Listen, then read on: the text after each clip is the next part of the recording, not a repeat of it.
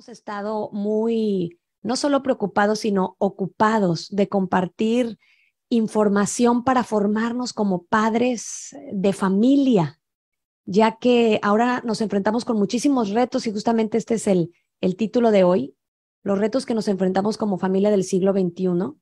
Y quise invitar a una persona muy conocedora de estos temas, lo cual yo agradezco que esté esta mañana con nosotros. Muchas gracias, Horacio Justo Baudagna, por estar esta mañana con nosotros. Bienvenido, Horacio. Muchas gracias. Muchísimas gracias a usted por la invitación. Realmente para mí es un gusto y un honor poder compartir lo poco que sé, lo poco que he aprendido a lo largo de la vida, a fin de servir a un bien mayor. Así que lo que necesiten por mi parte, siempre a predisposición del servicio. Y un saludo muy cordial también a toda la gente que nos está escuchando. Muchas gracias.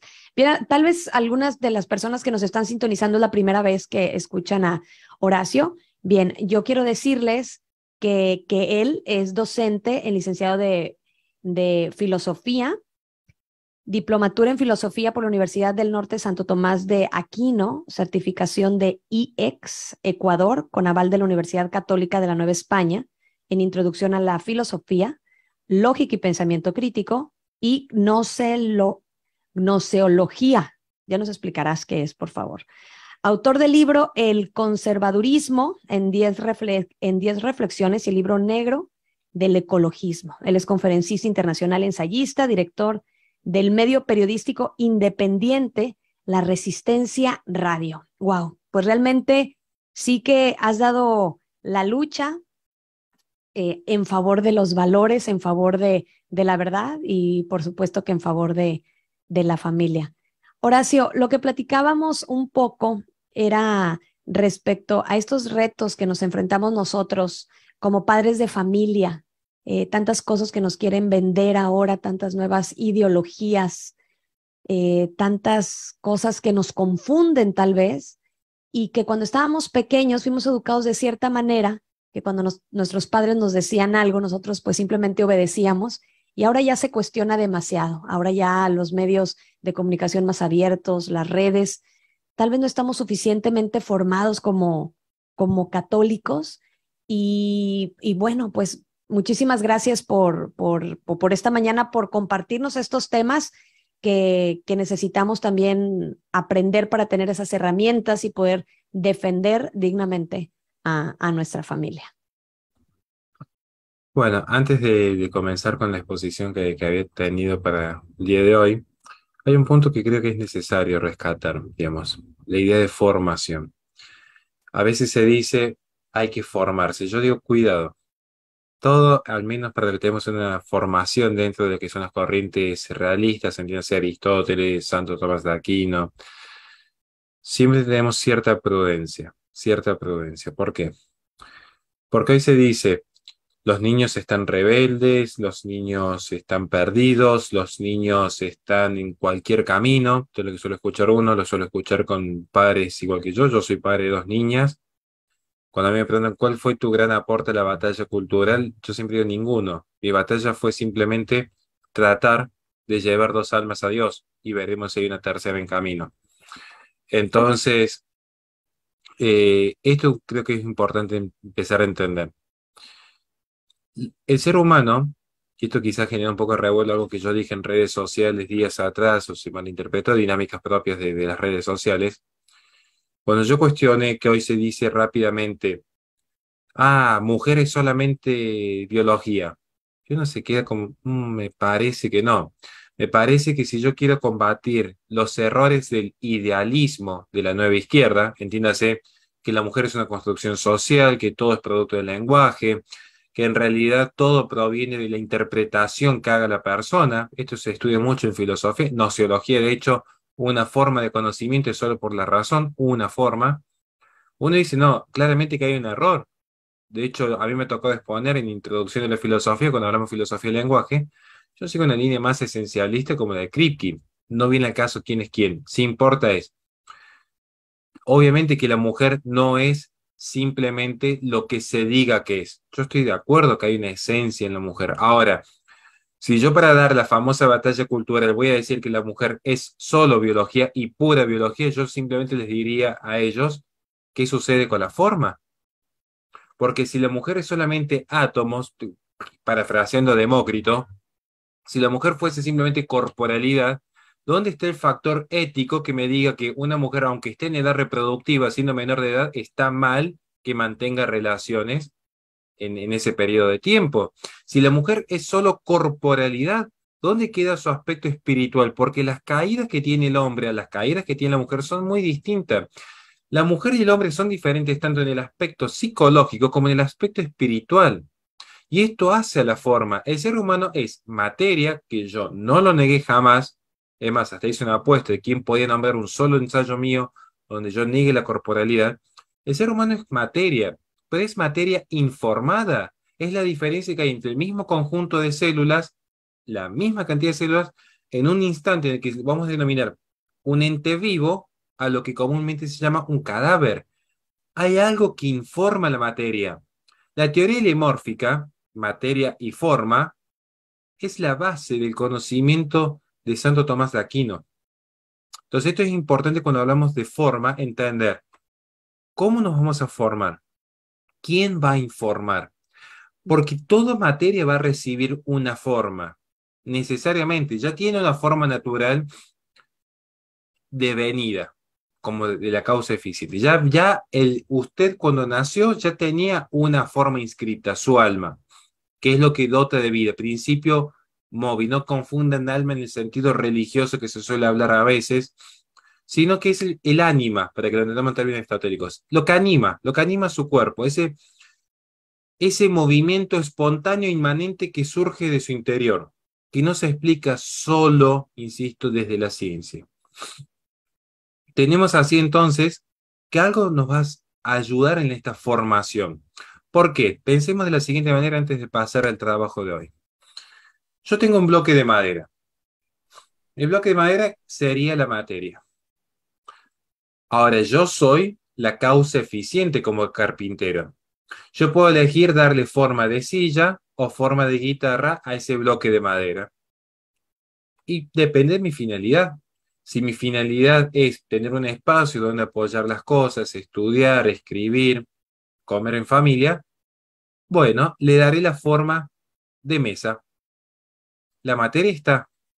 Nuestros hijos tienen una forma, pero a su vez van a recibir otras formas y ya veremos de dónde. Porque no es lo mismo la forma que vaya a recibir en el abrazo de un padre cuando le dice, no importa lo que pase, siempre voy a estar con vos, a la forma que vaya a recibir cuando está viendo Netflix, Disney, HBO. No es lo mismo.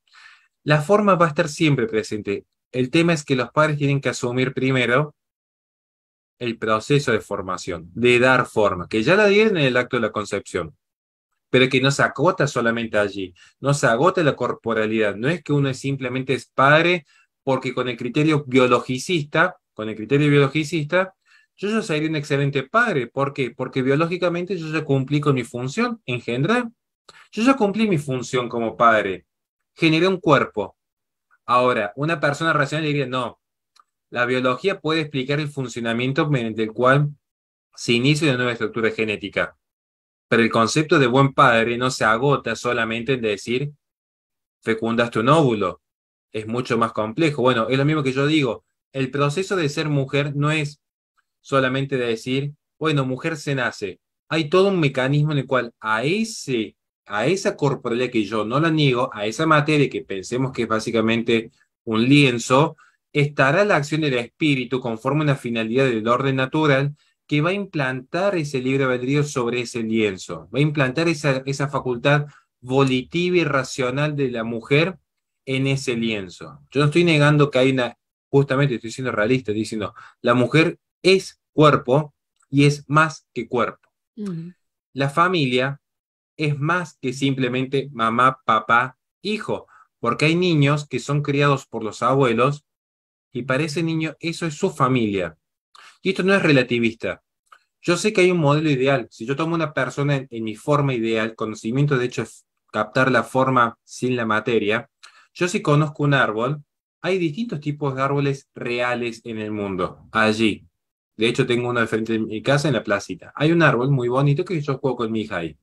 Ahora, cuando yo pienso en un árbol, no es que hay un árbol adentro de mi cabeza, tengo la forma del árbol dentro de mi mente. Esto es lo que me permite a mí tener la forma ideal. La forma ideal de árbol diría, bueno, rápidamente diría, bueno, es un tronquito con hojitas, con raíces. Si yo pienso en la forma ideal de una persona sana, yo digo, bueno, puede ver, puede escuchar, puede caminar, tiene una serie de funciones. Yo digo, esto es lo ideal de una persona sana. Porque tengo ese ideal, es que luego puedo decir, bueno, si una persona es ciega, lo ideal sería que pueda ver. Esto es la forma básica en la que habla cualquier persona en la calle. Estoy tratando de bajar todo lo que es filosofía al llano, pero es la forma las personas hablan filosóficamente todo el tiempo. Cuando dicen, bueno, lo ideal sería que ese niñito hubiese podido nacer viendo. Nació ciego, bueno, se lo ayudará, pero claramente que hay un orden previo que me permite distinguir ceguera de vista. Y esto está justamente en la forma ideal. Lo mismo sucede con la familia.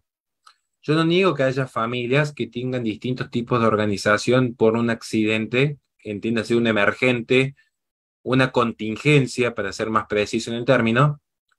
Al contrario, yo aliento que puedan, dentro de las limitaciones de la materia, acercarse lo más posible al amor profundo que es la familia. Porque la familia en última instancia es más que simplemente el lazo sanguíneo, sino que es una conexión que tiende más al desarrollo de la vida. La familia es esencialmente ese núcleo de la sociedad, como tantas veces se dice, pero yo digo cuidado, porque según el tipo de organización familiar, el tipo de sociedad, una sociedad atomizada como en Japón, hay un sinfín de jóvenes sin pretensión a casarse, sin pretensión a tener hijos, sin pretensión a nada. Una sociedad cuya organización familiar es poligámica, como en Medio Oriente, la mujer es simplemente un producto más de descarte, porque como que yo tuviese en este momento 10 botellas de agua, no las valoraría de la misma manera que si tuviese una sola botella de agua que tengo que administrar. No quiero objetualizar a las mujeres para que se entienda el ejemplo de mostrar el tipo de organización me define en gran medida el tipo de familia. Entonces, con esto cierro la introducción. Uno no puede dar lo que no tiene. Si uno realmente quiere formar bien a los hijos, uno tiene que estar previamente formado. Yo sé que es un poco duro, yo doy cursos gratuitos a los padres, tengo en mi sitio web que subo material filosófico todos los días, porque no es solamente transmitir noticias, es también dar un momento de reflexión. Estoy subiendo reflexiones diarias en mis redes sociales todos los días para que no haya excusas de que uno no se quiera formar. Están pensados mis videos para que los puedan ver en 10 minutos, están pensados mis reflexiones para que se lean en 3 minutos, porque sé como padre que trabaja 12 horas por día y que el poco tiempo que tiene se dedica a los hijos, que es importante entender que a veces uno no tiene tiempo para leerse, por ejemplo, El orden sobrenatural, que es esta obra que tengo aquí que estoy leyendo hace unos días. Yo sé que no todos tienen ese tiempo, lo entiendo y lo respeto, pero tenemos que entender. Yo a mi hija no le puedo dar $1.000.000 porque no los tengo, entonces no puedo dar lo que carezco. Si los padres originales en el planeta no tenían un estado de gracia, es un acto de justicia que no lo puedan pasar a su descendencia. Es un acto de justicia. Ujú. No se puede dar lo que no se tiene. No puedo transmitir lo que no tengo. En ese sentido, si uno quiere formar bien a los hijos, uno tiene que estar formado. Y esto no es tener 15 títulos universitarios atrás. Es dedicarse un tiempito al día, 5 minutos para reflexionar con fundamento qué es la vida, qué es el tiempo, qué es la muerte, qué es la familia, qué es el amor, qué es la amistad, qué es el perdón, qué es la virtud, qué es el hábito, qué es la forma, qué es la materia, qué es el cuerpo, qué es la corporalidad. Entonces, esto es un poco lo que estamos tratando de hacer desde hace un tiempo y le agradezco el espacio para iniciar. Al contrario, y tan importante lo que es lo que mencionas también, bueno, ¿cuáles son esas fuentes de información? O sea, si realmente vamos en búsqueda de la verdad o nos confunden más. Es por eso que te agradezco mucho todo esto. Muchas gracias. Comenzamos. Bueno, sí, respecto a las fuentes, hay un mecanismo, es cierto que hoy hay que poner más en duda que lo que se ve, pero bueno, esto ya sería materia de otro curso que se ve en epistemología, por cierto. Voy a pasar a compartir, si ustedes me permiten, una presentación que he usado mucho en Colombia, en mi última gira en Colombia, que capaz que lo utilice también en México para algunas cuestiones, porque La gran pregunta que a mí me interesa resolver, que es algo que me mantiene preocupado, es, bueno, ¿cuál es la gran crisis de la familia? Suponiendo que haya una gran crisis, yo asumo, claramente en mi pregunta, que hay una crisis familiar. Yo asumo que hay una crisis familiar. El tema es, ¿cuál es esta gran crisis? Si es que la hay. Yo en principio diría que la mayor crisis familiar está en la familia misma. Yo no soy una persona que se aventura a creer que hay un gran sistema que está queriendo corromper el mundo. Creo que hay un sinfín de causas que tienden a la corrupción. La propia materia tiende a la corrupción. La propia materia tiende a la corrupción. Esto es una definición básica en filosofía. Toda materia tiende a la degradación. Por más que uno vea una estrella que está hace millones de años allí, tarde o temprano va a desaparecer. Por más que uno vea una taza hermosa, tarde o temprano la taza va a desaparecer, nuestros cuerpos eventualmente van a desaparecer. En términos más secularistas.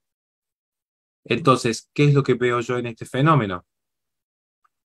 Que hay muchas causas que han llevado al conflicto familiar. La pérdida de la fe, el materialismo, algunos mensajes sofistas en el siglo XX de algunos filósofos, una búsqueda constante de emancipación, la crisis de la posmodernidad. En la crisis de la posmodernidad entra en conflicto el concepto de belleza, entra en conflicto el concepto de certeza o verdad, entra en conflicto el concepto de bondad. Así entonces, de repente, la aparición de las máquinas de foto permitían que cada uno pudiese ser un artista, entonces el arte se tiene que reinventar y tratar de apelar a subjetivismos en ciertas interpretaciones. Las grandes guerras generaron un escepticismo sobre el concepto de la bondad en el orden político, entonces el concepto de lo bueno pasa a ser más relativo y subjetivo, porque claramente que los grandes sistemas políticos no daban un activo de bondad en el mundo. La propia ciencia empieza a permitir, entre comillas, esto estoy siendo cuidadoso con el término, pero se empieza a generar también un espacio de subjetivismo, porque ya no había grandes certezas, particularmente con el mayor experimento de la ciencia para muchos, que fue el experimento de la doble rendija. Ya la noción de certidumbre, de pensamiento acabado, de pensamiento verdadero, es puesto en tela de juicio. Lo bueno, bello y cierto es puesto en tela de juicio. Y en este sentido, la familia, que es una expresión de lo que es uno, bueno, bello y cierto, como grandes trascendentales del ente, también va a caer en esta lógica. Entonces yo empezaría diciendo con esto, ¿cuál es la mayor crisis de la familia? Que la familia ha perdido su norte, su causa fin.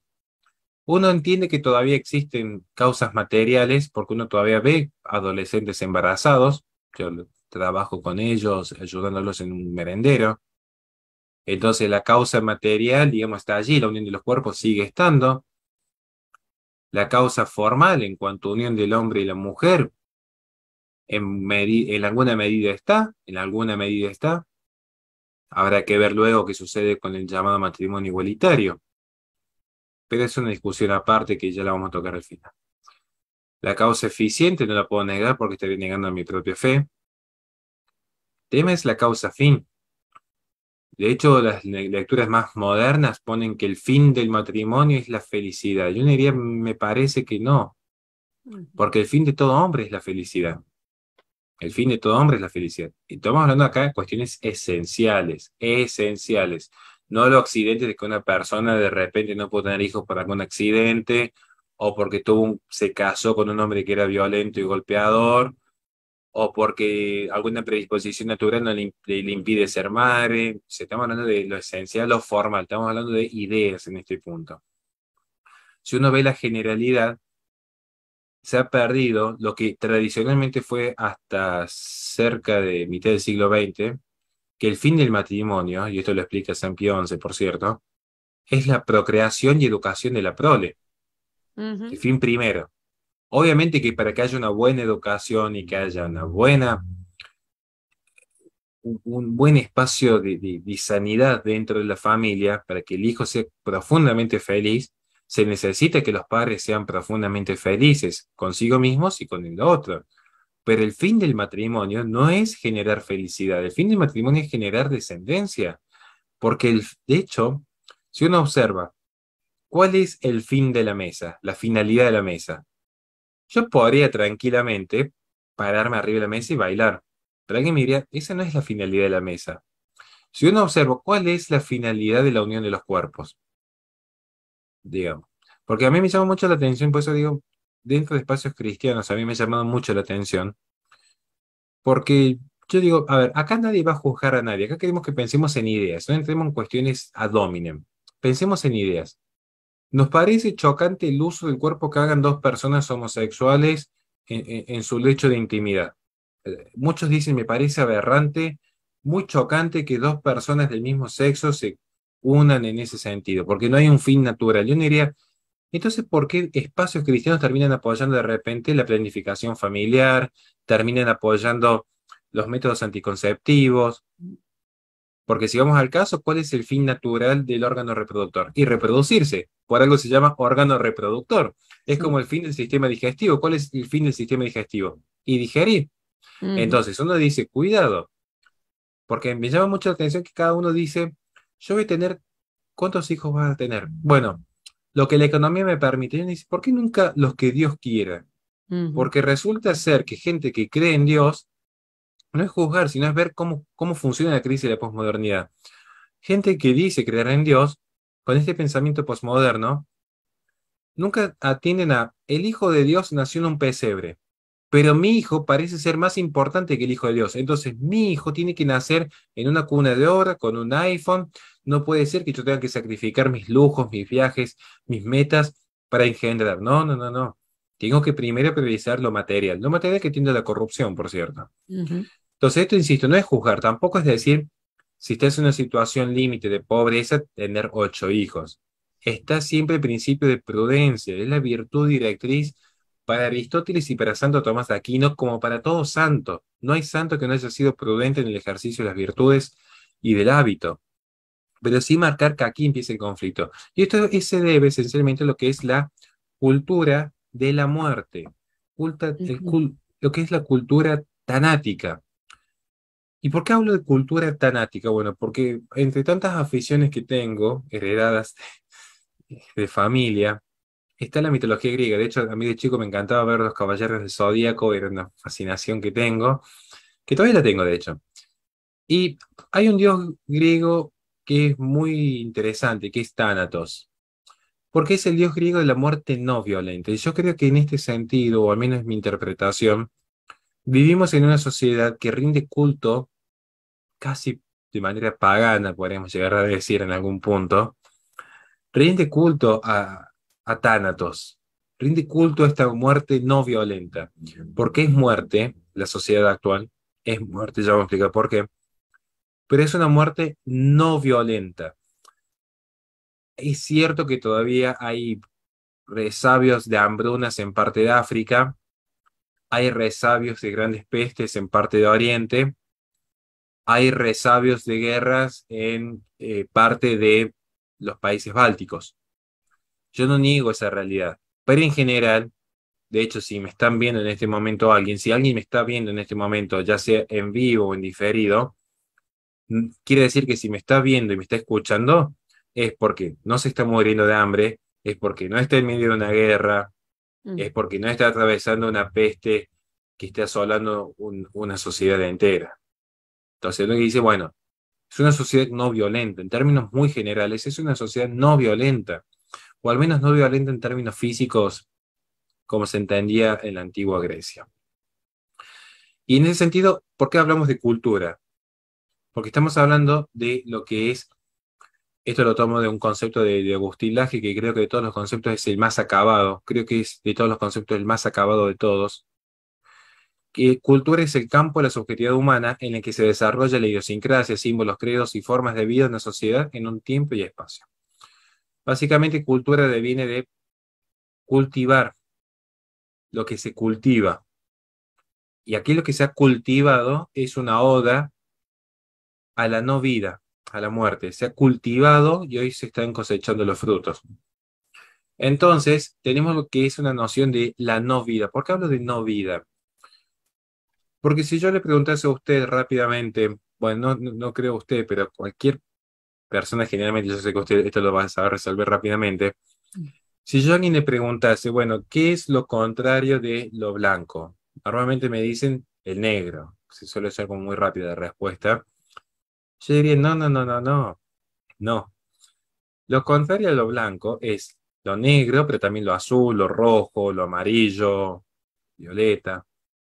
¿Cuál es el contradictorio del blanco? El no blanco. Bueno, ¿cuál es el contradictorio de la vida? La no vida, donde allí sí podemos entender que hay un sinónimo en la muerte. La vida, como la libertad, como la propiedad, como la honradez, como la amistad, como el amor, Ujú, como las cosas en sí, implican un bien, porque hay una esencia, y toda esencia en última instancia participa del creador o de nuestro primer motor inmóvil. Toda esencia tiene una participación necesaria en un primer motor inmóvil. Toda vida es valiosa por sí misma porque hay un alma, y un alma inmortal, por cierto. No quiero entrar aquí con las teorías del alma, porque se nos iría una hora más de conferencia.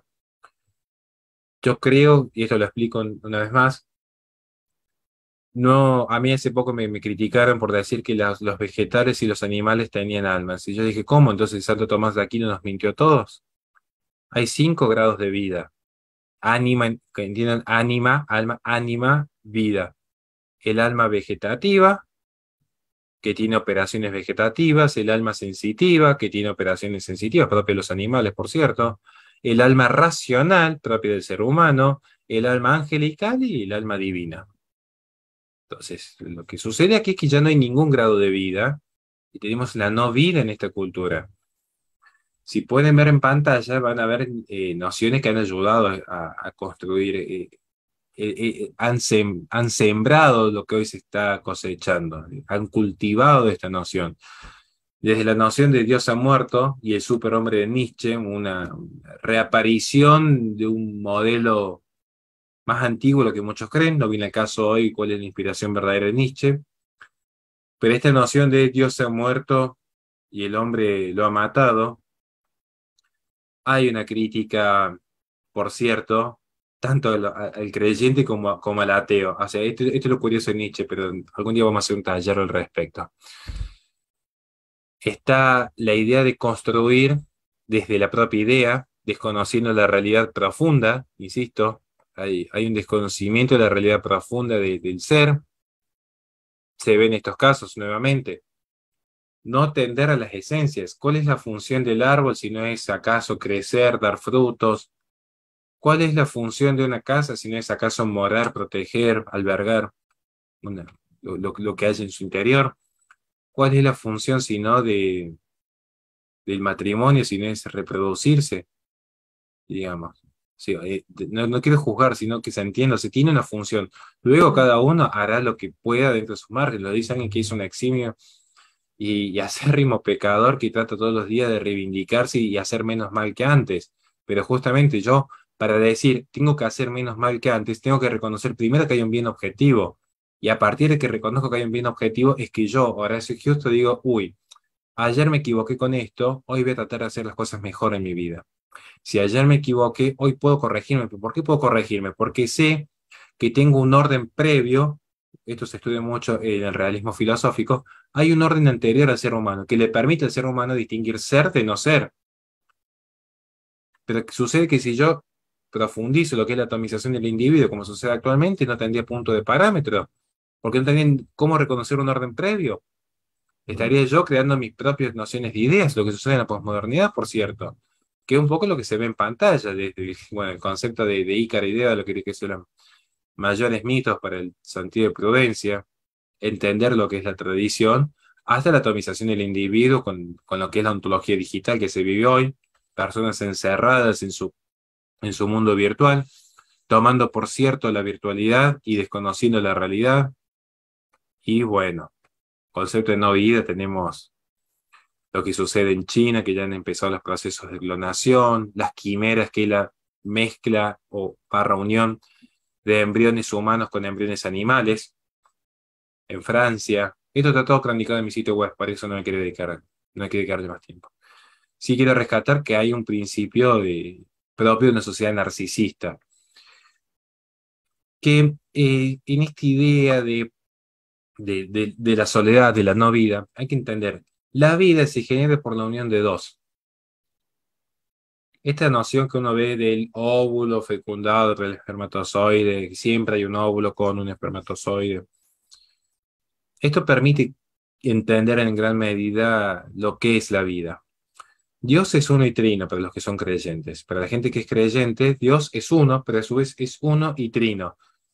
Y esto que parece tan complejo de entender, porque sé que resulta complejo en teología, de hecho a nosotros nos llevó mucho tiempo entender la mil y me lo tratan de explicar y me cuesta bastante, pero uno lo puede ver en cada uno de las personas que están aquí presentes. Si yo lo tomase a usted, yo diría, usted es un individuo, es una persona. Si hay un principio de individuación que me permite separarla a usted de la especie, entonces puedo individualizarla.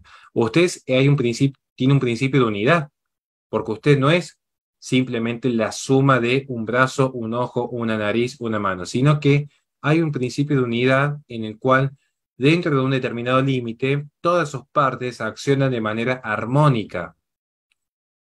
Ahora, ¿qué sucede con la sociedad?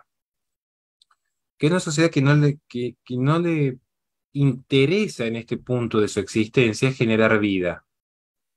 Porque usted, a su vez, además de ser un individuo y una unidad, y esto es lo que no dije recién, es trino, porque es la unión de su padre y su madre. Habrá matrimonios más felices y funcionales y matrimonios que no lo sean. Hay gente que es concebida en un acto de amor y hay gente que es concebida en un acto de violencia. Pero lo cierto es que cada uno es uno y la unión del padre y la madre. Al menos hoy, veremos acá 100 años de discusión, al menos hoy es así. Entonces, si hoy es así, esto significa que para que haya vida, necesariamente la sociedad tiene que tender a la unión. Necesariamente.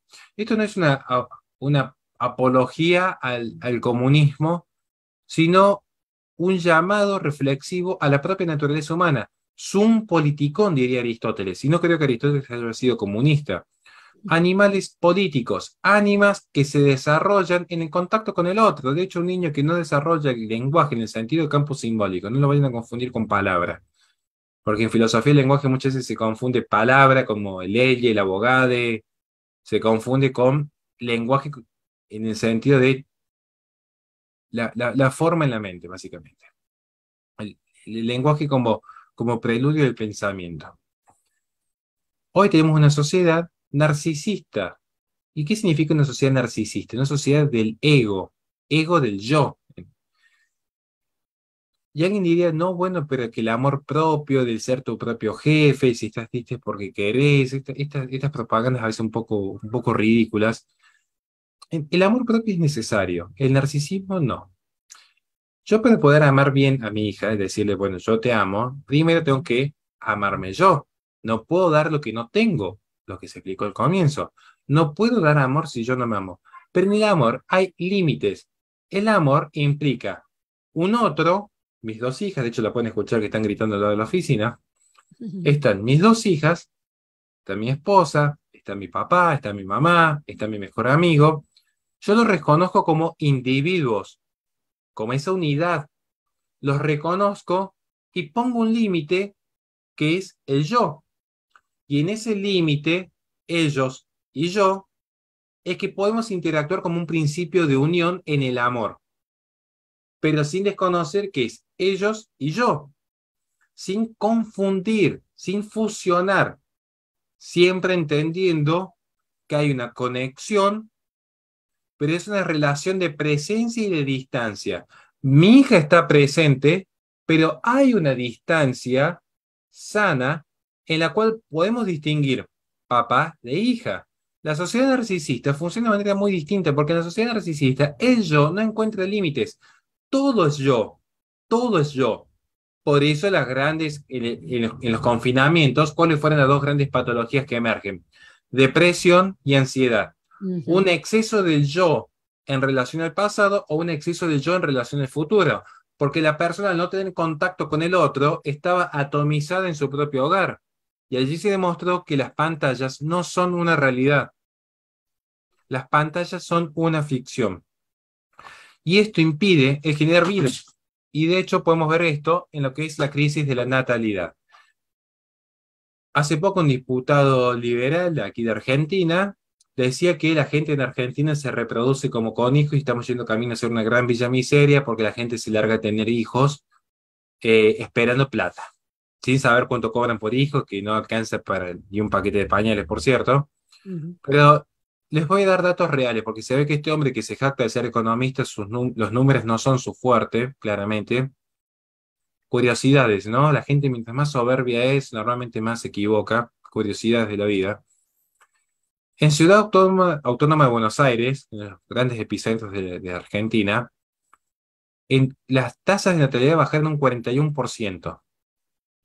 En Provincia de Buenos Aires, donde supuestamente, según ellos, está lleno de villeritos que se reproducen, según ellos, la tasa de natalidad en la última década bajó un 30%, sin contar todavía lo que sucede en el año 2020, que el pico fue estrepitoso. En China, ya en 2016, empezaron a abolir la política del hijo único. Actualmente están en la política de 3 hijos con una serie de estímulos fiscales a fin de que mantenga la tasa de reproducción. Estados Unidos está en este momento en la tasa de fertilidad más baja en los últimos 40 años, 1,6, cuando se estima que debería ser 2,1. Una nación sana tiene que tener una tasa de natalidad por lo menos de 2,1, por lo menos. Ok. Significa que la mujer en edad reproductiva, se estipula entre 19 y 45 años, tenga por lo menos un poquito más de 2 hijos, básicamente en promedio. Porque ustedes calculan que si yo hoy muero, previamente a mí van a haber fallecido mi papá, mi mamá, luego yo, 3 argentinos menos, pero yo tengo solamente 2 hijas. Entonces quiere decir que yo hoy, y estoy dando esta conferencia, soy parte del problema, de hecho, con solamente 2 hijas. Yo hoy soy parte del problema. Necesariamente va a terminar desapareciendo, como está sucediendo en España, la nacionalidad. Luego tenemos el fenómeno de la inmigración sustitutiva, digamos, porque los vacíos no existen, digamos, ni en filosofía ni en física, los vacíos no existen. Entonces, termina sucediendo esto, ¿no? Ahora, esto tiene una razón de ser, digamos. Yo recomiendo simplemente 3 datos. Lean Un Mundo Feliz de Aldous Huxley. Está la cita en pantalla para que la puedan ver. Lean esa obra para entender un poco hacia dónde transita el mundo. Vean la película Los Hijos del Hombre. Ya voy a hacer un video analizándola, por cierto, en estos días. Y simplemente busquen los índices de fertilidad global con los datos oficiales tanto del Banco Mundial como de cualquier otro organismo. O sea, son datos oficiales. Tienen que ser los más interesados en alzar el mito de la sobrepoblación, que esto es lo que yo trato en mi segundo libro, pero de hecho no pueden desconocer, y es una evidencia que hoy hay una falta de hijos en el mundo. Ahora, alguien dirá, no, porque mira cuántas personas hay en México o en Capital Federal. Yo digo, no confundan densidad demográfica con tasa de natalidad. Porque básicamente no es lo mismo que haya muchas personas en un solo departamento apretados a que haya falta de habitaciones en el edificio. Lo que aquí sucede es que hay un edificio enorme y están todos apretados en un solo departamento porque todos quieren vivir en ese departamento. Eso no justifica aniquilar ni promover la antinatalidad. Respecto a los controles de natalidad, bueno, esto se inicia en Ginebra en 1927, presidente electo Margaret Sanger, y luego viene lo que es Berlín y el desdoblamiento de la conferencia con París, Roma, donde empieza a aparecer la UNESCO como fondo propio, donde interviene justamente Julian Huxley en Roma como precursor. Tenemos las conferencias de Bucarest, México, el Cairo. Esto lo trato yo en mis conferencias presenciales desarrolladas punto por punto. Mucha gente van a decir, el control poblacional se empieza en 1974. Yo les digo, no, hay que estudiar en profundidad. Empieza en 1927 y más precisamente empieza en 1890. Pero para esto, insisto, están las conferencias presenciales, donde allí explicamos dónde empieza el control de natalidad. Sí me interesa el mensaje de fondo. Aquí hay una cita de mi primer libro. Hoy todas las ideologías promueven la antinatalidad. Todas las ideologías. Desde una Gloria Álvarez hasta una feminista, como pueden ver en pantalla, que toman a una niña pisando un bebé de juguete. el mensaje del ecologismo, el mensaje de la cultura del child free, de decir queremos viajar por el mundo, tener los mejores hoteles, el mejor restaurante. Entonces, este es un mensaje que para mí entender es muy peligroso, a mi entender, porque vamos de vuelta, la vida es un bien. ¿Qué es el mal? Esta es la gran pregunta. ¿Qué es el mal? El mal es la privación del bien debido. Si yo, por ejemplo, hubiese nacido ciego, gracias a Dios hoy puedo ver, si yo hubiese nacido ciego, alguien diría hay un mal. Más allá de la corrección política que hoy intentan decirle que no hay que decir de tal o cual manera, tal o cual persona, objetivamente hay un mal. ¿Por qué? Porque la persona ideal puede ver. Y si yo no podía ver, quiere decir que había algo mal allí. Mm. Pero yo no nací, por ejemplo, con alas.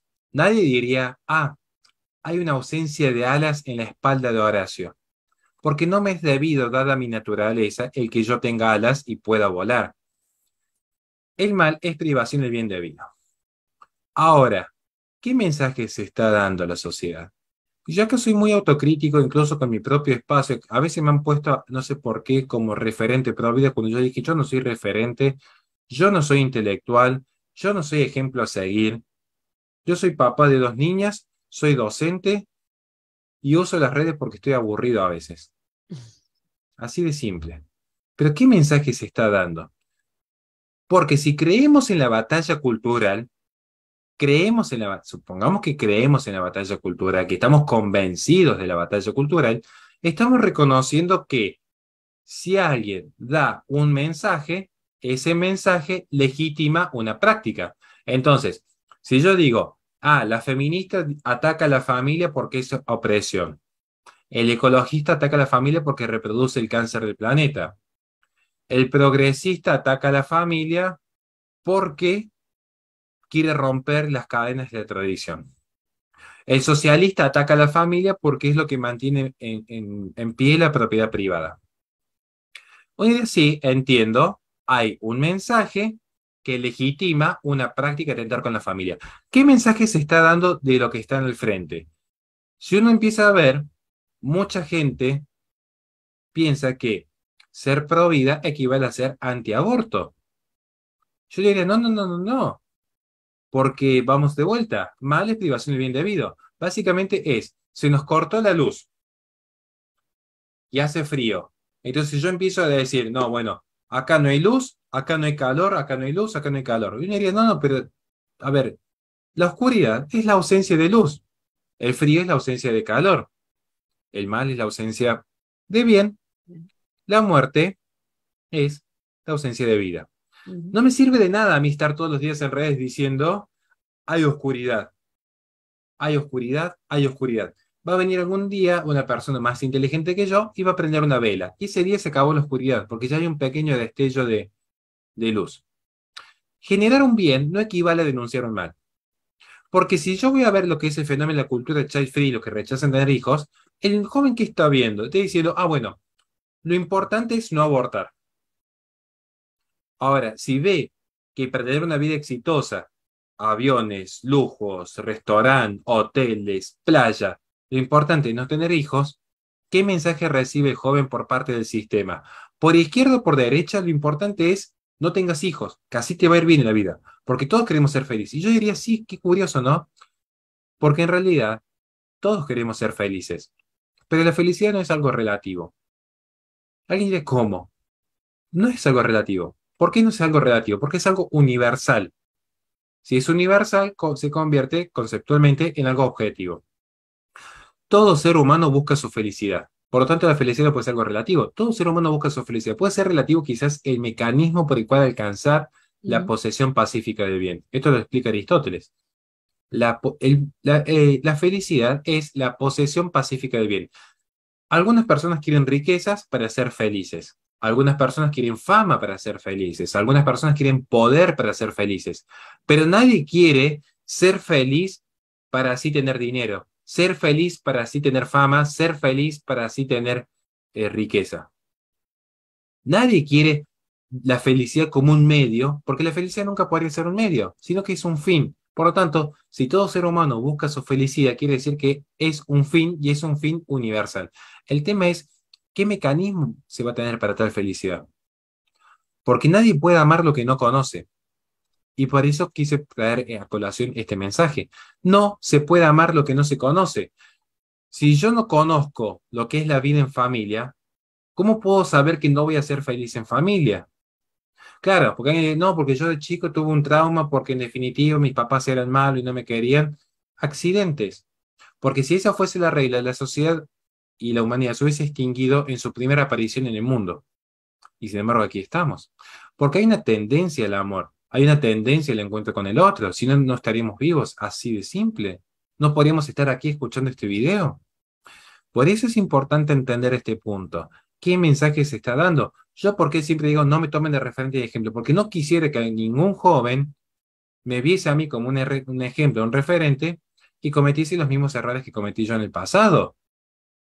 Sí quiero demostrar que el mensaje que se está mandando no es precisamente un mensaje marxista, como dicen algunos.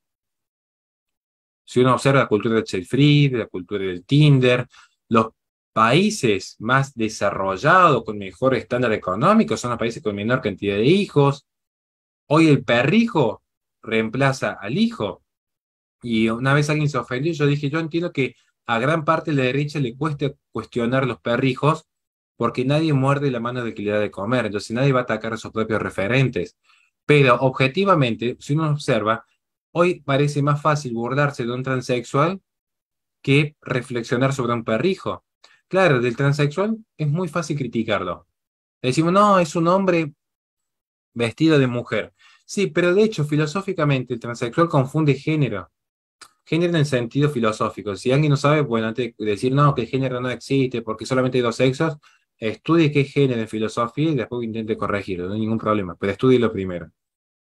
El hombre confunde género cuando es transexual, porque el género en realidad es una propiedad compartida entre distintas especies. Por eso hay un género masculino o macho, como le querramos llamar, en un caballo, en un perro y en un ser humano.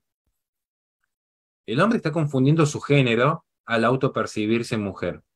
Ahora, en el perrijo, cuando se le adjudica la categoría de hijo a un perro, se está confundiendo la especie. Y, noceológicamente, en lo que es la teoría del conocimiento, hay más error en confundir la especie que el género. Y esto es lo que están viendo muchos jóvenes hoy, que un perro o una planta reemplaza en la naturaleza de un hijo. Es mucho más cómodo criar una mascota que un hijo.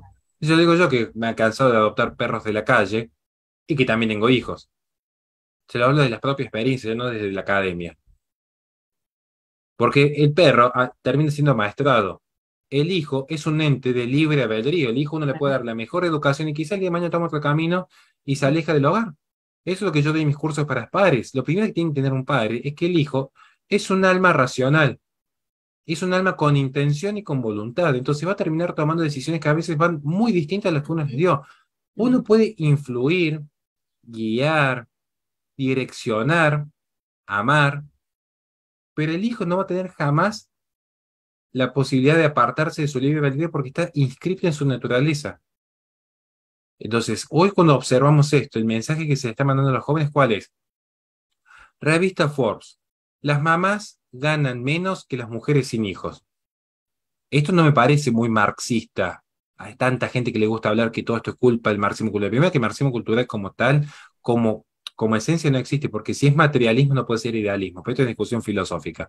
Igualmente entiendo que se utilice el término de manera rápida y didáctica con fines prácticos en la educación, digamos. Yo lo entiendo, de hecho lo he hablado con grandes amigos como Mamela Fialo o Cristiana Iturralde que tienen otro concepto.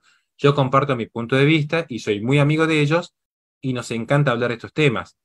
Pero lo que digo es, la antinatalidad poco y nada tiene que ver con el marxismo. Esto sí es claro, digamos. La revista Forbes no creo que sea marxista. Y el mensaje que manda es, las mamás ganan menos que las mujeres sin hijos. Es un titular, lo puede googlear cada uno en este momento. Pueden googlear lo que estoy poniendo aquí.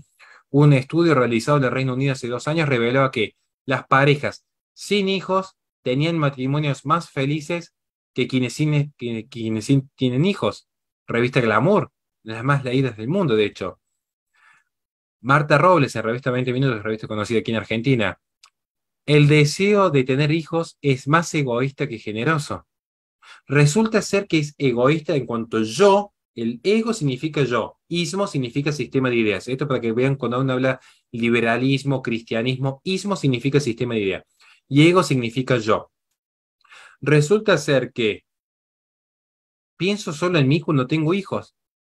Cuando en realidad uno cuando tiene hijos, lo que hay es una intriga total porque uno renuncia a su propia vida.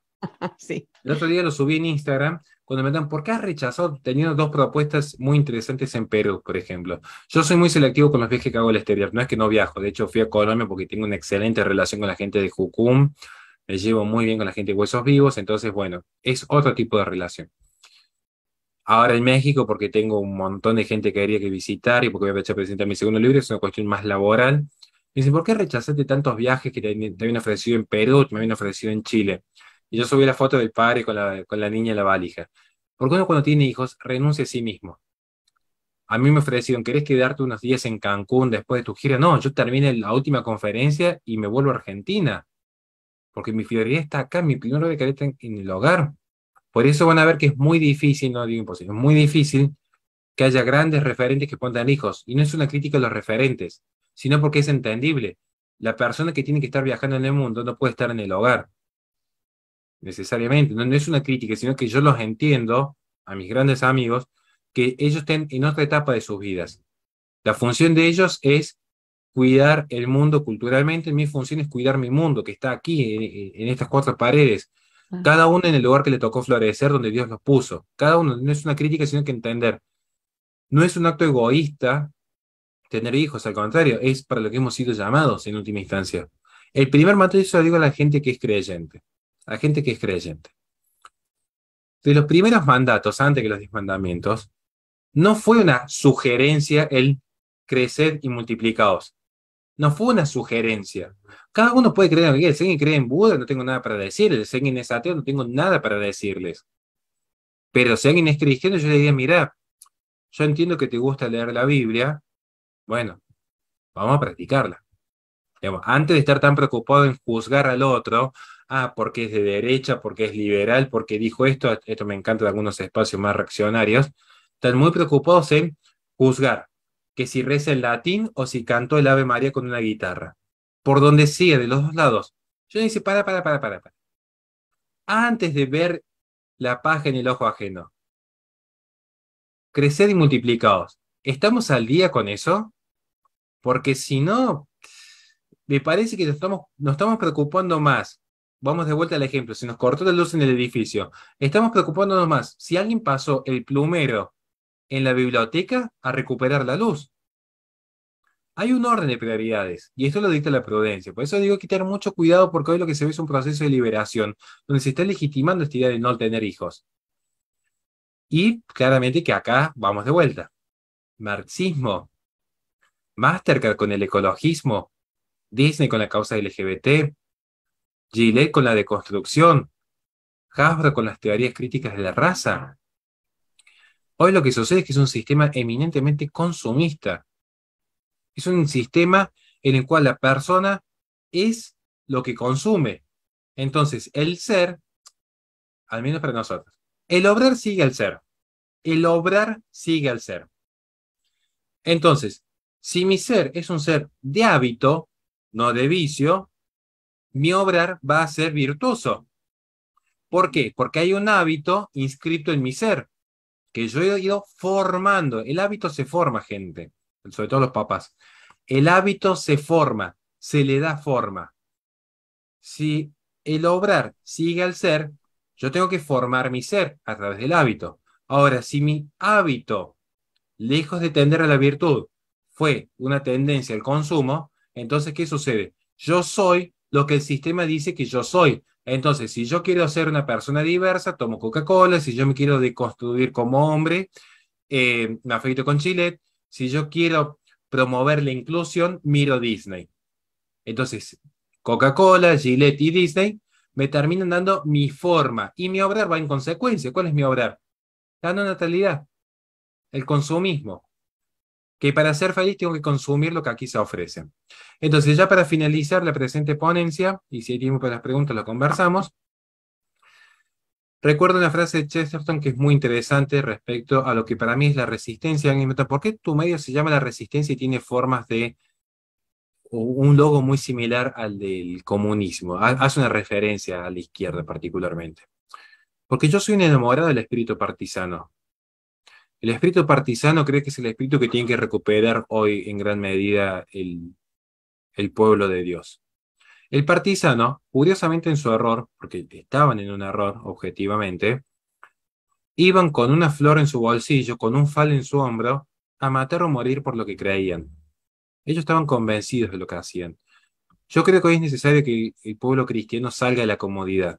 No digo salir con un fal a matar gente, pero al menos sí es generar vida, digo, al menos sí algo más, mucho más simple, como por ejemplo resistir el sistema desde la intimidad del hogar. Diría Chesterton, el lugar donde nacen los niños y mueren los hombres, donde la libertad y el amor florece, no es una oficina, ni un comercio, ni una fábrica. Ahí veo yo la importancia de la familia. ¿Qué significa? Que si queremos resistir y tenemos que volver a la célula básica, al inicio, a lo esencial, lo que ven mis cursos, saben que siempre aspiro siempre a formar en lo básico, no en los grandes conceptos de qué dijo Heidegger, qué dijo Hegel, qué dijo Kant. No, no, no. ¿Qué es la familia? ¿Qué es la vida? ¿Qué es el tiempo? Lo básico. Porque si no tenemos el cimiento sólido, hemos construido una casa sobre arena. Y lo importante es construir una casa sobre la roca. Ahora, no todos son llamados a formar familia. Yo lo entiendo. Cada uno tiene su llamado. Estarán quienes aspiren a la vida sacramental y sacerdotal. Estarán quienes, como por ejemplo mi gran amigo el Balman de Córdoba, que hace un enorme, que por cierto se está por casar, ¿no? Digo, pero que hace un gran trabajo de caridad ayudando en oncopediatría y a cuántos niños hay. Estamos algunos que de repente tenemos la oportunidad, gracias a Dios, que con los ingresos de YouTube podemos llevar una ayuda a los más necesitados. Están quienes de repente se dedican a la vida artística o intelectual y se dedican a dar clases. Y yo digo, qué lindo, porque el ser humano es cuerpo, mente y alma. Estamos los padres que generamos cuerpos, pero están los sacerdotes que cuidan el alma, están los intelectuales que cuidan la mente, están los que van a visitar a sus abuelitos, los que pasan tiempo con la mamá, los que se juntan a tomar una cerveza con los amigos. El encuentro real, la familia, la religión, la comunidad, el encuentro con el otro, es el último acto de resistencia. El cuerpo sólido, lo que no se diluye en esta modernidad. Por eso, y cierro con esto, último mensaje, que esto lo digo siempre cuando he estado en las giras internacionales y me pareció interesante compartirlo hoy, simplemente, porque es un mensaje que no suelo dar y creo que es necesario darlo. Tenemos que entender que en el fondo lo que hay es una lucha del bien y el mal. La gran batalla cultural es una lucha del bien y el mal. Por eso yo creo que es necesario entender que somos co-creadores de vida, porque la vida es un bien. La vida es un bien. Denunciar al mal no genera un bien. Las palabras se las lleva el viento. Esto creo que son las mayores críticas a la filosofía analítica. Hay esencias en las cosas. La vida es un bien. Miren, una simple anécdota. Una vez me pasó, y termino con esto, pero voy a tratar de ser lo más breve posible. Es una anécdota que es para compartir, ¿no? Sí, por favor. Cuando yo fui a mi primer viaje en Colombia, yo estaba recién casado. Y él me decía, che, pero ¿qué onda vos? Porque en definitiva, si alguien hace números, algo que yo nunca oculte es, no me cierra, porque tu hija ya tenía como un año más o menos cuando vos te casaste. Yo le dije, sí, sí, yo no niego mi pasado. Como siempre dije, yo no soy referente ni ejemplo. Justamente, yo no niego mi pasado. Yo le dije, justamente, cuando nació mi primera hija, yo no estaba casado, yo ahí empecé a entender un par de cosas que nunca había entendido en la vida, particularmente el amor de Dios.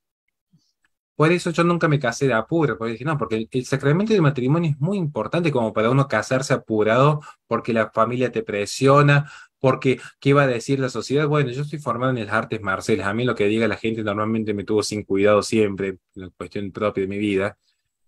Entonces yo dije, no, yo quiero hacer las cosas bien.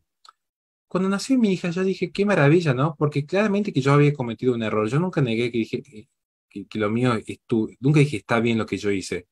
No por eso me hubiera convivir con mi novia, sabiendo que a un error le iba a sumar otro error, digamos, que era la convivencia premarital. Entonces yo dije, a ver, qué maravilla, pues yo cuando agarré a mi primera hija, dije, esto es Dios. ¿Por qué esto es Dios? Porque Dios se escribe recto en renglones torcidos. Porque si una persona como yo, con todos los vicios sabidos y por haber, había generado una criatura tan perfecta, donde yo sabía que es una criatura que llora, que ríe, que abraza, que hoy, cuando tengo que venir a trabajar, se me para en la puerta, me cierra la puerta y dice, no, no, trabajar no, jugar. Yo digo, no, pero papá tiene que trabajar, mi cielo. Bueno, trabajo como, y se me pone acá al lado a hacer dibujito en la oficina, acá al lado mío, mientras yo tengo que estar trabajando, preparando clases. Sí, esto no lo genera un ser humano. Hay algo que la biología no logra explicar, que es el amor. Entonces yo, en mi primera hija, yo había entendido un poco esa aproximación al amor de Dios, porque cuando fue creciendo, y esto lo expliqué en mi primer viaje a Colombia con la gente de Huesos Vivos, ese año yo les decía, miren lo que es el amor de Dios, ¿no? Lo que es la profundidad en esta vida, porque la vida es algo que escapa a la ciencia, claramente. La ciencia puede describir el proceso estructural. La profundidad del ser no llega, no llega, y es importante la ciencia, pero es importante también la filosofía. Pues yo les decía a los chicos, claro, yo ahí empiezo a entender a Dios, porque yo a mi hija, y se lo decía a mi esposa, nos revolea los platos de comida, y uno va y recoge todo, yo no se desvía, yo trabajo 2 horas por día para que no le falte absolutamente nada a nadie aquí en mi hogar. Uno hace cuanto puede por los hijos, y uno sabe que el día de mañana capaz que los hijos se van como el hijo pródigo se aleja, y uno los seguiría amando incondicionalmente. Entonces, en mi primera hija ahí entendí que el amor de Dios y la misericordia es al infinito. Pero después vino mi segunda hija, y ahí me entró una gran preocupación a mí. Porque claro, yo decía, no creo amar a ningún ser en este mundo más que a mi primera hija. Entonces mi gran preocupación era, la voy a querer menos. Claro. No la voy a querer como la primera. No la voy a consentir tanto, ni va a ser la nena de papá como la primera. A mí me entró una gran preocupación y quiere hacer mi hija mayor, si era ponerse celoso, todo siempre en función de la mayor. Yo estaba muy preocupado, yo lo hablaba con mi esposa y le digo, estoy preocupado porque realmente yo siento que no la voy a querer tanto como a la primera. Mi esposa, como buena mujer, guardaba todo en el corazón, hasta que la tuve en mis brazos a la segunda. Ahí seguí entendiendo el amor de Dios. Ya no era solamente entender ese espíritu de amor, misericordia hacia su creación, en su relación filial de Dios con el hombre, sino que en los hijos el amor se multiplica, nunca se divide. Pues yo dije, si yo amo de 0 al 100, un 100 a mi hija mayor, ¿cómo hago para darle entonces le quito 10 a la mayor y amo 10 a la menor? Amaba de 0 al 100 a la menor también, porque al ser infinito el amor, se multiplica, nunca se divide. Por eso yo creo que es importante, a mi humilde entender, ver que todo, todo en este mundo va a desaparecer. Todo. Está llamado a desaparecer. El tiempo mismo, de hecho. Pero hay algo que va a subsistir siempre, que es el amor. Amor. Algunos van a amar a través de los hijos, otros a través de la fe, otros a sus alumnos, pero nunca pierden de vista algo que es propio de los filósofos realistas, que es el asombro. ¿Qué es lo más maravilloso de la niñez? Que absolutamente todo es una maravilla. Mis hijas ven un caballo y se asombran, ven un árbol y se asombran, porque ven la forma más pura del niño. Yo una vez lo expliqué en una conferencia y solamente un filósofo ateo lo entendió. El niño ve la forma más pura, porque el niño distingue lo que es una pantalla muerta a una realidad cuando mi hija ve un babao o un tatao, pues bueno, estamos mucho en contacto con la naturaleza, ve un caballo, ve un perro, básicamente, babao el perro, tatao el caballo. Entonces, ven la forma más pura porque sabe que en todo hay una participación, un motor primero. En todo hay una participación en Dios. Yo creo que hoy, si queremos combatir la cultura de la muerte, tenemos que combatir la mayor crisis que tiene la familia, que es justamente no ser familia, no ser. Hoy la mayor crisis es el no ser. ¿Qué es lo que aliento yo? a generar un ser.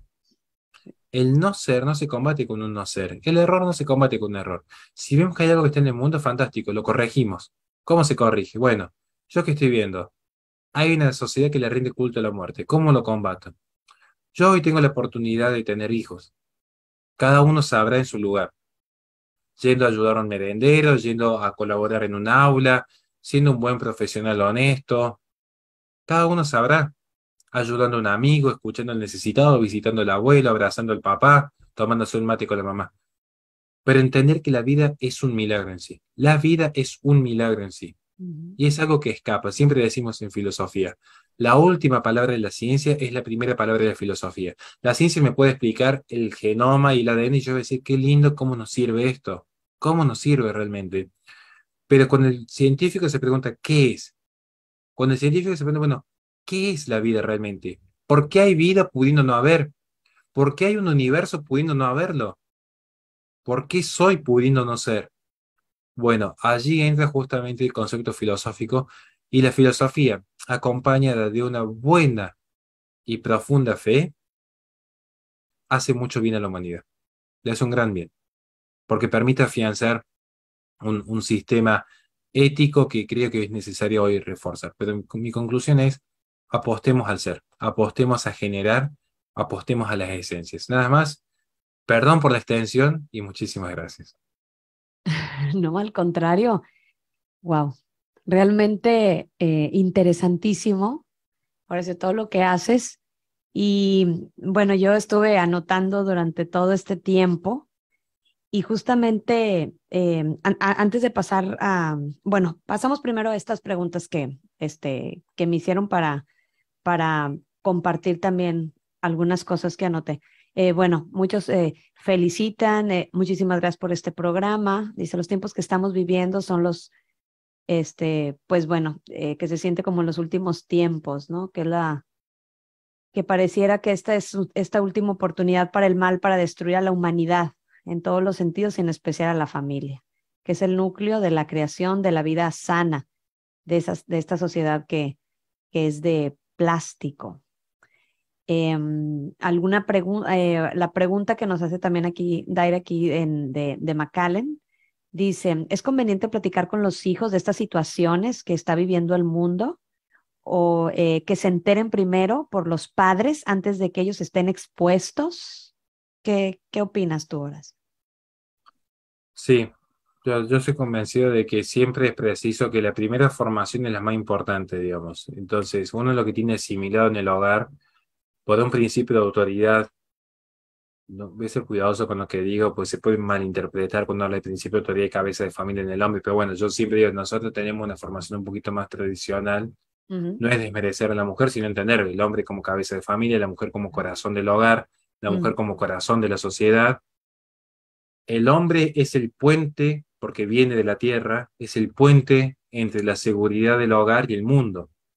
Es lo que brinda esa seguridad al niño en el paso del hogar al mundo, porque ujú, de la tierra viene. La mujer es más relacional, al venir, parafraseando la tradición cristiana, pero en esa tradición cristiana la mujer al venir del costado del hombre, ni a los pies, ni por encima, sino al costado, tiene una tendencia más a la relación, por eso es ciertas carreras que le gustan a las mujeres, la docencia, la psicología, la maternidad como vocación. Pero el punto es que en este principio el niño tiene su primera sociedad en la familia. Hay que tratar que sea lo más funcional posible, hay que tratar dentro de los márgenes que sea lo ideal. Pero el niño en su proceso de aprendizaje, la primera sociedad con la que toma contacto es primero con los padres. Entonces, lo que primero se aprende, no se puede amar lo que no se conoce. Lo primero que aprende va a venir, y esto lo estoy explicando en mis cursos gratuitos, teoría del conocimiento, nociología. El primer contacto con la realidad va a ser a través del mundo sensible y del ejemplo. Entonces, va a tomar un ejemplo del mundo sensible. Lo primero que va a ver el hijo es a los papás, lo primero que ve. Después va a empezar el proceso de abstracción y racionalización. Pero el primer conocimiento es sensible. Entonces, ¿qué es lo primero que tiene que ver el niño? A la familia. Y por eso es importante que los padres lo primero que hagan es explicar no lo que está mal en el mundo, explica primero lo que es el bien. Porque si el niño aprende el ser, esto lo estudio, esto que parece complejo, es lo que explico en mis cursos de filosofía para padres. Si el niño aprende primero el ser, luego va a entender el resto del mundo. ¿Por qué? ¿Cuáles son los Mm, primeros 5 procesos de aprendizaje del niño? Primero aprende el ser. Pensemos en el bebé cuando llora. El bebé cuando siente la mamá sabe que hay algo, descubrió algo, no sabemos qué todavía. Pero el bebé en sus ojitos que está ahí abriéndolos descubre que está la mamá y abraza a la mamá. Hay un ser, pero después va a decir, ah, ahora no está la mamá. Entonces llora buscando ese ser. mm, Aprendió entonces en el primer momento ser. Después, primer principio intelectual, principio básico del conocimiento. Distinción ser del no ser. Puede distinguir el ser del no ser, cuando está la mamá, cuando no está la mamá. Cuando hay algo a cuando no hay algo. Después viene el tercer proceso, la diferenciación de los seres, porque se va a dar cuenta de repente que el bebé estaba llorando porque buscaba a la mamá. Primero sabía que había una mamá, después sintió que no estaba la mamá. Lloró para que venga la mamá, pero vino el papá. Y vieron que dicen las mamás, ah, no, no, quiere los brazos del papá. Un bebé, dicen, quiere los brazos de la mamá. Se da cuenta que no está la mamá. Así me dice mi esposa, no, dice, Sarita se da cuenta que no está la mamá. Quiere la mamá, porque sabe que hay algo más, el papá, el padrino, quien sea, pero ujú. quiere la mamá. Tercer proceso, entonces, ¿cuál va a ser? Distinguir que hay distintos seres en el mundo, ser. Miren qué complejo como hasta un niño entiende metafísica. Después viene el cuarto proceso, unidad. ¿Por qué? Porque el niño cuando ve el papá y ve la mamá, sabe que no es solamente un ojo, una nariz, una boca. Hay algo que hace que ese ser esté unido en sí, que es la mamá en su integralidad la que viene. No es que vino solamente el brazo y quedó el cuerpo de la mamá por allí. Hay algo que los une y que los va individualizando. Porque dice, la mamá es esto, pero puedo separar lo que es el ser de la mamá al ser de la mesa, al ser de la silla. Son distintas cosas que generan una unidad. Y luego el quinto proceso, que hay multiplicidad de unidades, que hay muchas cosas en el cosmos. Si el niño aprende de entrada, esto que yo acabo de explicar en 5 minutos es todo un compendio de metafísica, de hecho, y teoría del conocimiento. Si el niño aprende de entrada esto, que dice, bueno, ¿qué es la forma? Bueno, la forma es lo ideal. ¿Qué es lo ideal? Lo ideal, uno le dice, yo le explico a mi hijita con 2 años y medio. Bueno, la persona sana es la que en su integralidad, en este deber ser, le digo, bueno, puede ver, puede caminar, puede escuchar. Entonces, sabe distinguir un sordo de alguien que escucha, sabe distinguir a una persona ciega de alguien que no ve. De esa manera, ella sabe que si algo le duele, no es normal, porque lo ideal es que no le duela nada. Entonces ella me dice, duele panza. Bueno, porque ya aprendió que si algo duele y molesta, está mal, porque aprendió primero lo que está bien para Mm, distinguir el mal. Si yo le enseño a un niño lo que es la familia, en el amor, la comprensión y la unión, va a saber distinguir lo que es, no es una familia. Si mi hija sabe, por ejemplo, que un babao es una mascota, no lo va a confundir nunca con un hijo, por más que le vengan a decir que es un hijo, porque yo lo aprendí dentro, lo aprendí a los 2 años. Que hijos son los niños, no las mascotas. Y no estoy haciendo apología del maltrato animal, quiero aclarar desde ya, sino que no se vaya a malinterpretar, por favor, pero digo, es para entender las naturalezas de las cosas. Esto sería mi respuesta. Enseñen primero el bien, no se preocupen tanto por el mal, porque siempre va a haber mucho mal en el mundo, va a haber mucho, de hecho. Preocúpense por el bien, que es la respuesta más sencilla. Educar en el bien, que el resto viene por añadidura.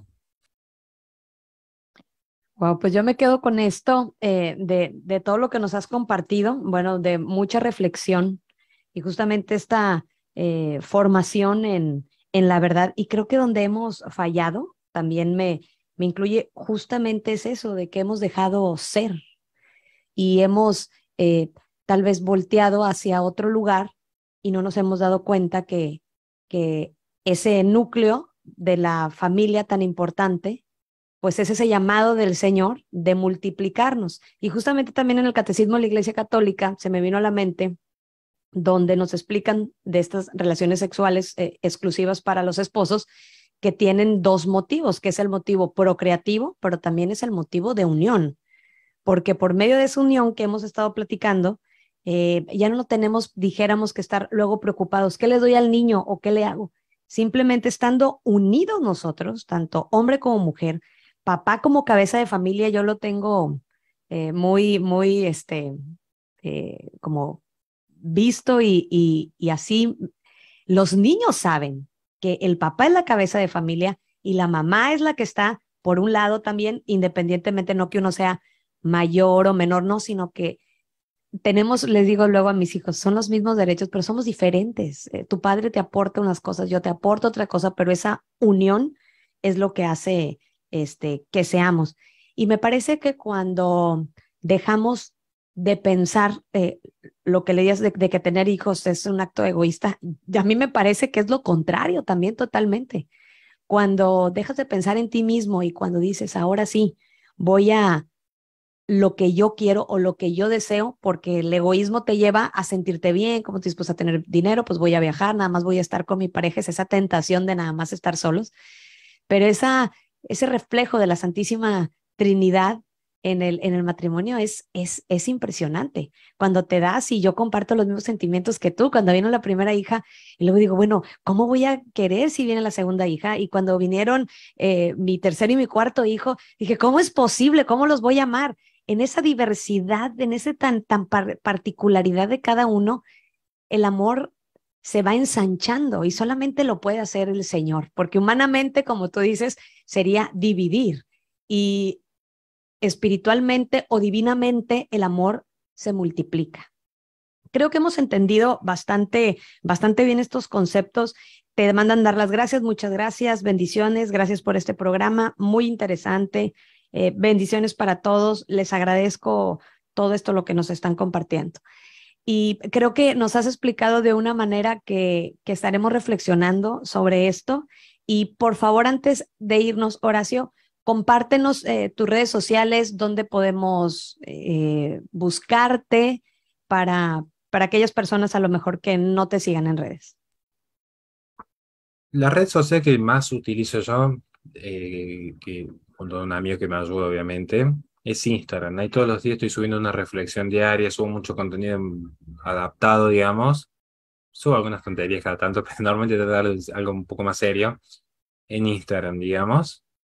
Creo que como Horacio Houston, en todos lados salgo como Horacio Houston, es la que más utilizo en cuanto a contenido sano, digamos, de decir, bueno, hay un momento de reflexión, hay un momento de aprendizaje.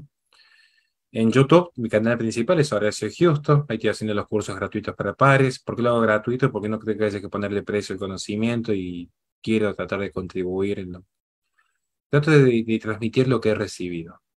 Sí, les pediría, por favor, gente, al que quiera apoyarme, que quiera darme una mano.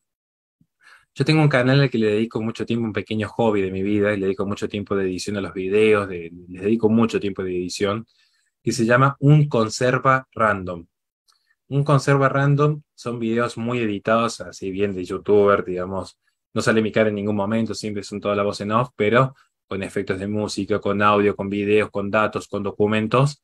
Hay mucho contenido para padres, hay muchísimo contenido, desde analizando películas de Disney filosóficamente hasta explicando qué es el sentido común, qué es la paradoja del conocimiento, explicando conceptos filosóficos como qué es un hábito.